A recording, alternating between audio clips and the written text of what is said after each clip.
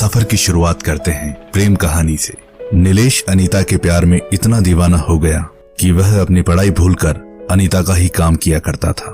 फिर अचानक एक दिन ऐसा हुआ जिस कारण नीलेश को अस्पताल में जीवन और मौत के बीच जूझना पड़ा। अनीता की खूबसूरती के किस्से कॉलेज में हर एक की जुबान पर थे। वह जब कॉलेज आती तो हर ओर एक समासा बन जाता था। वह हरियाणा के एक छोटे से शहर सिरसा के नामी वकील की बेटी थी और बेहद खूबसूरत और प्रतिभाशाली थी। चालाक इतनी कि अपने आगे किसी को कुछ नहीं समझती थी। आत्मविश्वास से उसका नूरानी चेहरा हरदम चमकता रहता। वह मुस्कुराती भी तो ऐसे जैसे सामने वाले पर एहसान कर रही हो। कॉलेज में एक रसूख वाले नामी वकील की बेटी यदि होशियार और सुंदर हो तो उसके आगे पीछे घूमने वालों की फहरिस्त भी लंबी ही होगी। लेकिन अनीता ने सब लड़कों में से नीलेश को चुना, जो गरीब और हर वक्त किताबों में खोया रहता था। वह अनीता का ही सहपाठी था और गांव के एक गरीब किसान का बेटा था।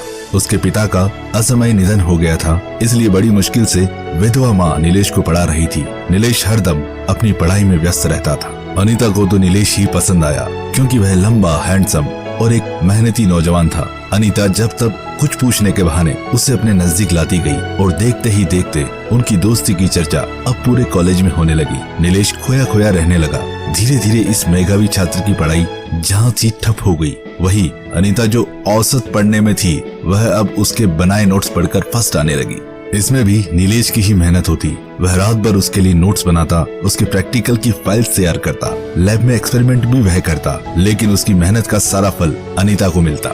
नीलेश तो बस अब अपनी प्रेमिका के प्रेम में ही डूबा रहता। वह उसके अलावा कुछ भी नहीं सोच पाता। यहाँ तक कि छुट्टी में भी वह अपने माँ से मिलने गाँव नहीं जाता। ये सब देख माँ भी बीमार रहने लगी। नीलेश प्यार के छलावे में इस कदर खो गया कि उसे याद ही नहीं कि गांव में उसकी माँ भी है जो आठों पहर उसकी राहें देखती रहती है।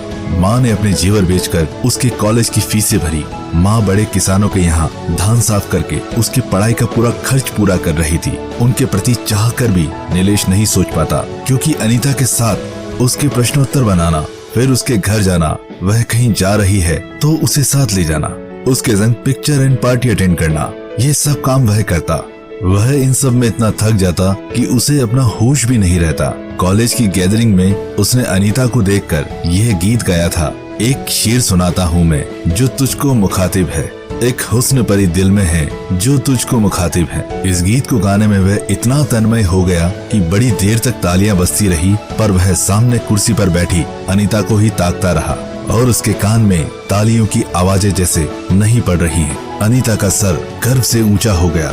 सारे कॉलेज में वह जूलियट के नाम से जानी जाने लगी। हालांकि उसने इस प्यार में कुछ नहीं खोया और नीलेश ने उसे कभी उंगली से भी नहीं छुआ था। इधर एग्जाम होते होते अनीता का मुंबई में रिश्ता तय हो गया। अनीता को क्या फर्क पड़ना था, वह तो मस्त थी, कभी प्रेम में पड़ी ही नहीं थी। वह तो मात्र मनोरंजन के लिए और मतलब के लिए नीलेश का इस्तेमाल कर रही थी। आखिर रिजल्ट आया, अनीता अव्वल आई पर नीलेश 2 विषय में फेल हो गया।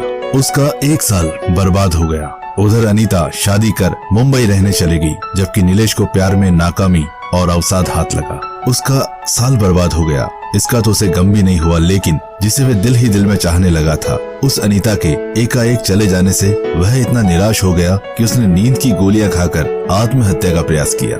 जब अनीता की बारात आ रही थी तब नीलेश अस्पताल में जीवन और मौत के बीच झूल रहा था। उसकी गरीब माँ का रो रो कर बुरा हाल था। वह नहीं समझ पा रही थी हर कक्षा में प्रथम आने वाला उसका बेटा आज जीवन में कैसे फेल हो गया। वह इतना होशियार, सच्चा, ईमानदार व मेहनती था कि माँ ने उसके लिए असंख्य सपने संजोए थे, किंतु एक बेवफा के प्यार ने उसे इतना नाकाम बना दिया कि वह शराब पीने लगा। उसका भरा भरा चेहरा व शरीर हड्डियों का ढांचा नजर आने लगा। तो ये थी दोस्तों आज की कहानी। फिर मिलेंगे एक नई कहानी के साथ। जब तक दीजिए मुझे इजाजत और अपना ख्याल रखिए।